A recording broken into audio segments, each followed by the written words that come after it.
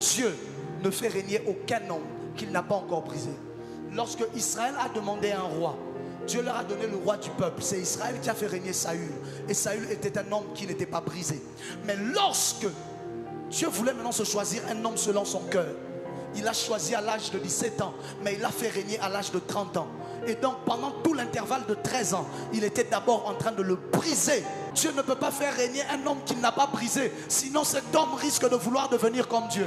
C'est parce que Adam a été créé adulte que lorsqu'on lui a proposé le fruit pour devenir comme Dieu, il l'a mangé. Lorsque Dieu te donne quelque chose, il se rassure que tu aies d'abord appris à vivre sans la chose, afin que ce qu'il te donne ne devienne pas une dépendance. Avant que Dieu ne te donne un trône, avant que Dieu ne te donne de richesse, il va d'abord te briser. Pourquoi? Pour t'apprendre à vivre sans tout ce qu'il va te donner.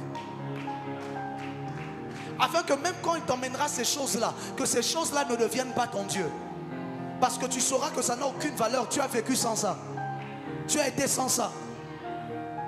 Toi, tu peux entrer dans le commerce. Tu te dis, ça va marcher. Dieu va d'abord te briser. Tu peux entrer dans le ministère. Tu te dis, au Simba, ça va exploser. Dieu va d'abord te briser. Peu importe la méthode qu'il utilisera, rassure-toi. He will break you.